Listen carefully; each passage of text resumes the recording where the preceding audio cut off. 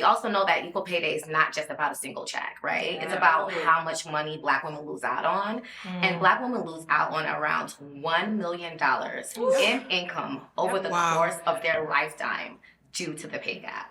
And the gap widens the overall wealth gap and affects financial security in Black communities. Black women, hold on to your seat, y'all. We own less. I know the data, so. We own less than 8 cents for every dollar owned by white men. What?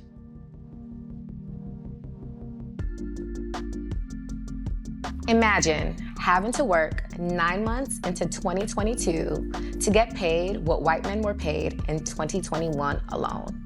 Well, that's the reality for Black women in America.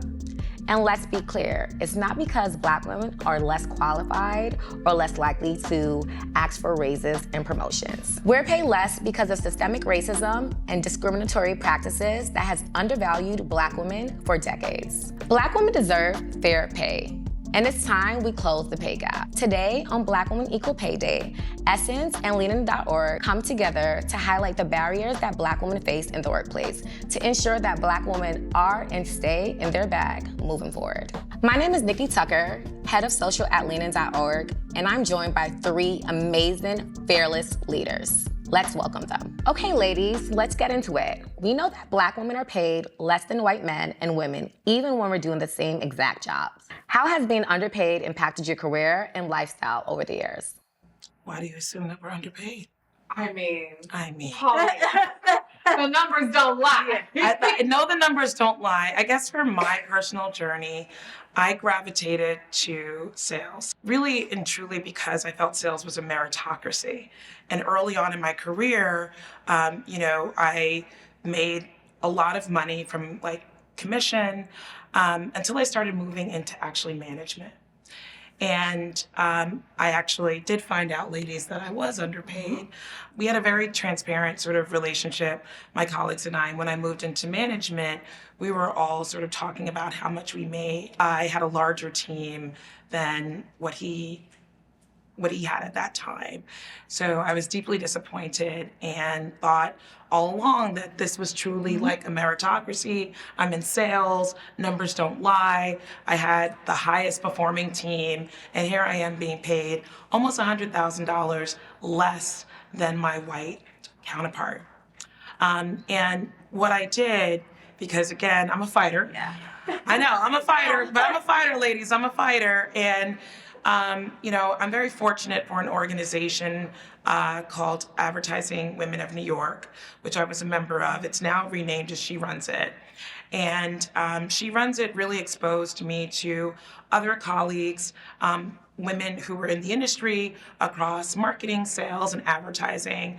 And in that organization, I began just conferring with other women, doing my research, and finding out how much they were making as far as leading teams that were similar in size. I gathered that information, didn't want to out my colleague and say, my white male counterpart is making more than I did. So I gathered that information and took it to my leadership and said, I have the highest performing team, I'm grossly underpaid versus industry standard, gathered this information from a number of colleagues from She Runs It. And, I'm pleased to say that I was able to negotiate a course correction with my salary. It didn't happen immediately. This process did take me close to a year to do.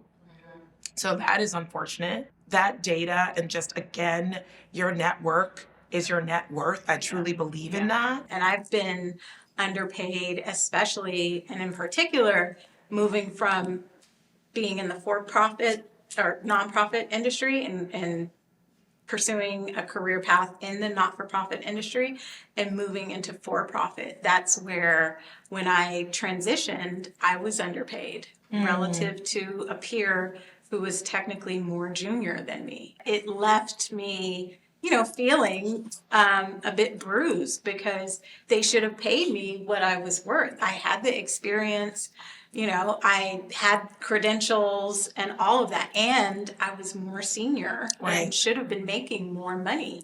I remember I had already stepped into a role and I had negotiated the heck out of it, and someone in HR was like, don't ever tell anyone what you make because I negotiated. And so a lot of times these companies, the way that they kind of They told you not to? They're in HR and they're telling you not to talk about salaries, not to tell people how much you make, which is protected activity under the National Labor Relations Act. So, okay. But just because it's a protected activity doesn't mean that companies won't try it. Yeah. And it's a means to keep people in certain positions from claiming what is rightfully theirs. Yeah. Let's talk about education. Everyone here has a bachelor's degree or more, which means we've all put in the time and the work and invested in ourselves Yes. and in education. However, the pay gap is largest for Black women who have a bachelor's degree or higher. Knowing that Black women hold more student debt than women or men of any other race, how has being paid less impacted your ability to pay off debt and afford ongoing training? I'm reading up more and more about people that have, paid diligently for 10, 15, 20 years on their loans. I'm one of those. Right. And have made a very little dent in it because of the way the interest rates are set up and the payment schedules are set up. Yep. So they're not designed for people to ever overcome that financial barrier. And that's disheartening, especially because we know Black women are so deeply disproportionately impacted by this. And Black women have the largest share, I believe, of student loan debt Yeah. in the country. So for me, I one of my purposes here is to get my family, and I'm talking about like my family going down back to my roots, get financial stability and close the gap, financial gaps. Yes. That's one of my reasons for being. And student loans directly impact that. They For directly sure. impact the choices that I can make about buying a house or, spending money here, investing in myself. Yes, you talked about professional development.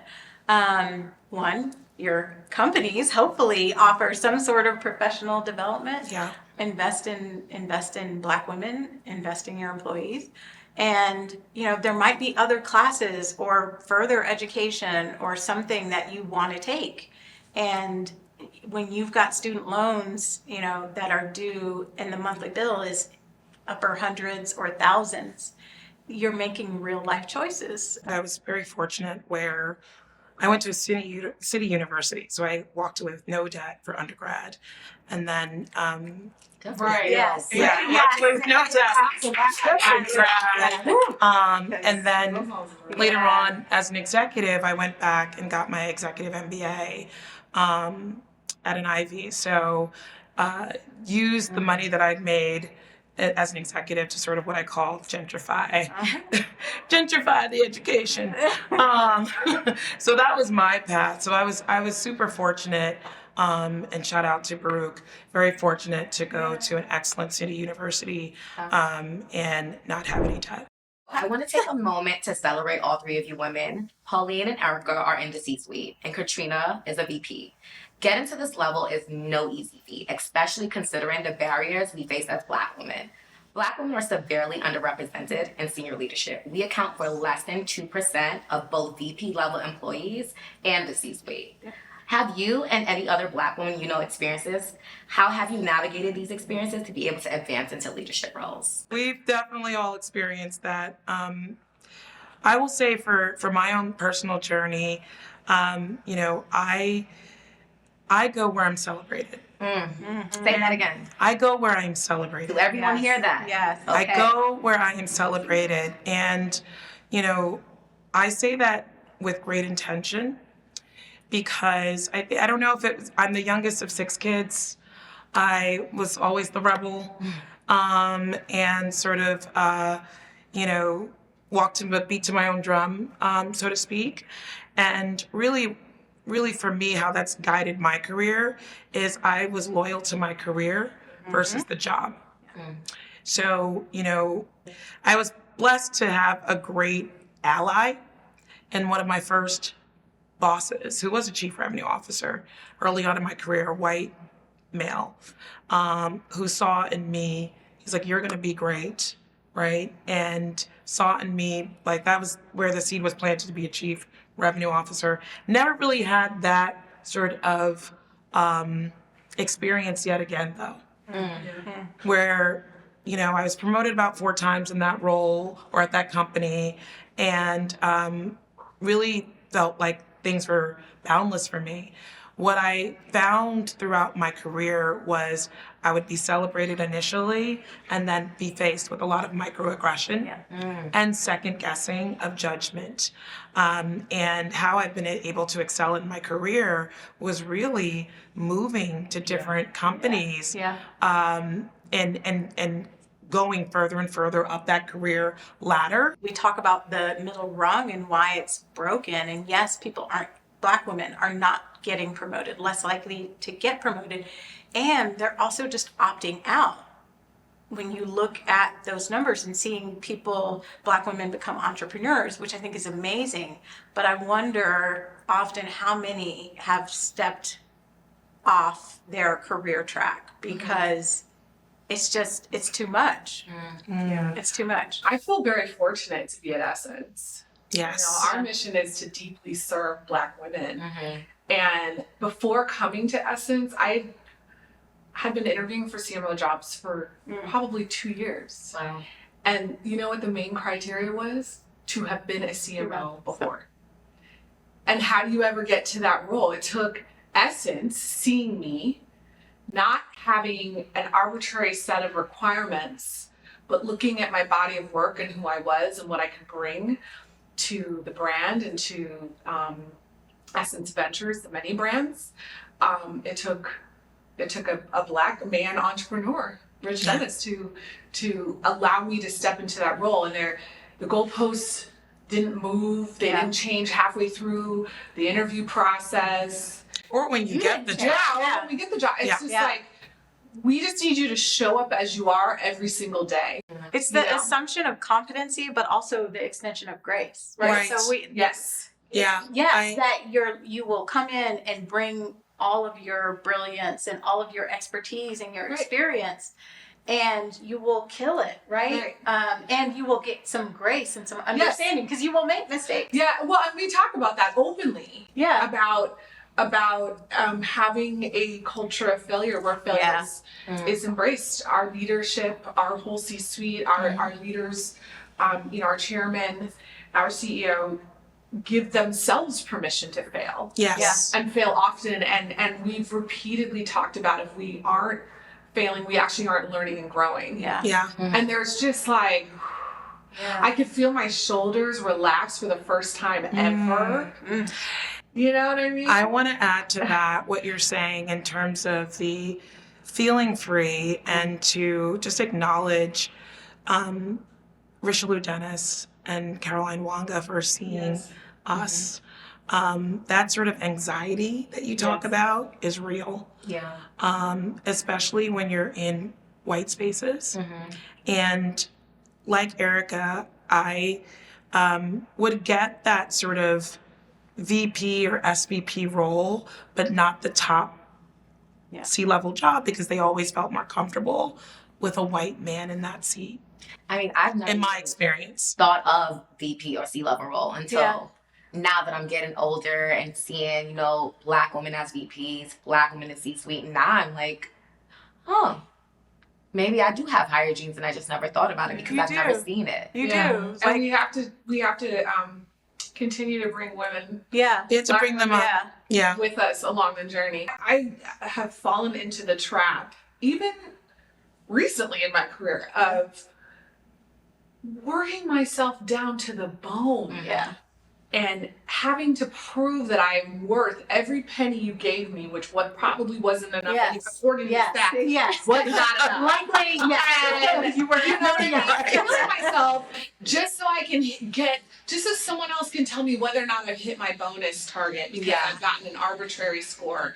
You know what I'm saying? So, I think part of the pay gap discussion has to be about Black women being able to show up Yes. fully and completely, but as themselves, and that is enough to garner the salary that Yes. we deserve Yes. based on what we bring to the table. Yeah. Absolutely. That there's, Yeah. we always talk about Black girl magic and all Yeah. that stuff. That magic, that magic is And more it than not that. only is enough, but it gives them a differentiator, Yeah. right?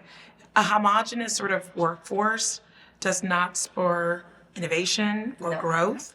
So that diversity of opinion, thought, to show up how in your authentic self only drives the bottom line. I'll be honest, I felt like I had to code switch because of some of the like very the microaggressions Yeah. and the Yeah. controlling language. Yeah. You know, I noticed in that meeting you were just a tad loud and aggressive. Yeah. Like I've noticed in that meeting, you didn't show up authentically. You were too scripted. Like Yeah. all of that, I think, you know, feeds into this need that you have to. And You I think have to cook. you have to find environments that allow you to show up. We also know that equal pay day is not just about a single check, right? It's about how much money Black women lose out on. And Black women lose out on around $1 million in income over the Wow. course of their lifetime due to the pay gap. And the gap widens the overall wealth gap and affects financial security in Black communities. Black women, hold on to your seat, y'all. We own less than 8 cents for every dollar owned by white men. What? Less than 8 cents. So if we were to bring that pay gap to zero, how would this impact the Black community in your opinions? The GDP of the country would drastically increase. Like, what would it look like for communities and Black communities specifically that have been gentrified or are always on the cusp of Being gentrified. being the next community that flips, right? For cheap real estate, et cetera. You know, at Essence, one of our pillars and missions is all about creating equity in the Black community. And really, you know, that is through entrepreneurship, home ownership. So, you know, driving that pay gap down to zero. Right now, home ownership for Black women, it's like, or Black people is like 42% in this country. And which is insane. Whereas our white counterparts, it's like 68%. And wealth starts with home ownership, right? When you can own either your own business or your own house, right? And property that you can pass down. So creating that equity that we so desperately deserve as a people would be tremendous. What can white men and women and other non-Black people do to break down barriers for Black women at work, especially people who hold leadership roles? One, I think there needs to be pay transparent, a little bit more pay transparent. Yeah. The onus shouldn't have to be on all of us to like get on the phone tree and call each other and say, hey, okay, this is what I'm making. What are you making? So I think pay transparency is really important. And I think the second thing we have to examine is, you know, a lot of these industries and structures weren't designed with us in mind. Yes. And so we're walking in at a deficit because we're having to navigate a space that was never For us. built for us. And so I think dismantling some of the systems that seem on the surface very fair, but actually do a great deal of work to hold Black people back. I'm talking about like looking even at the reviews process. Yes. I'm talking about thinking about how you are a sponsor for people. Yeah. So how Yes. when they are not in rooms, how you can speak up and out and for them. Dedicated mentorship programs, not just at the entry level, because quite often companies will offer that at the entry level, but not at that sort of middle rung level. It starts to sort of fall apart, and there really isn't structured sort of mentorship to help people rise from that middle level to a VP or SVP, et cetera.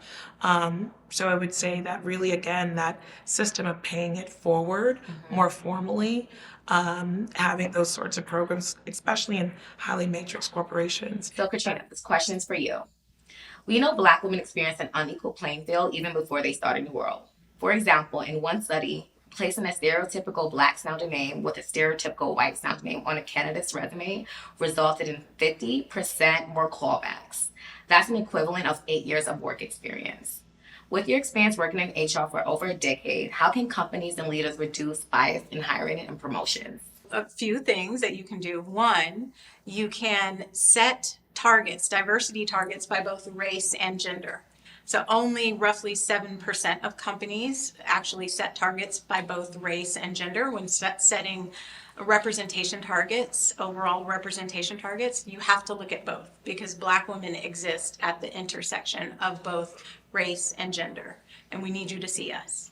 The second thing that companies and organizations can do is they can get beyond representation, so set targets for promotions, for professional development. You should be looking at the data, set targets for those big career defining opportunities that people get and you know that people will need to have in order to make it into leadership. You need to set targets for that. So, Pauline, as the Chief Revenue Officer of Essence, you're the official money lady. Can you share some salary negotiation tips to make sure Black women are advocating for themselves? What are your top 3? Yeah, so I am a strong believer, firstly, in a professional network. And even if you can't afford those sort of professional member, groups, there are always groups on LinkedIn that are free, that are industry-based. So really that sort of network where you can share information. I'm up for a role for vice president or for director, for, sales or marketing. What are you seeing in terms of comp for this role? I always do my research, and when I was interviewing for Chief Revenue Officer, spoke to a lot of colleagues that were in that seat. So that's the first thing, do your research. Number 2, start high within that band. You never want to start with where you want to land. So if you're trying to land at 350, you start at 425. Okay. 450. Let it make you uncomfortable. Yeah. You start high. And I use that tactic even with in sales and marketing when I'm negotiating deals. I never start with where I want to land. I start high so I could balance it out and get to where I want it to land anyway. So have a number in mind. And, the third thing again is it's not just about the money, even though I am the money lady.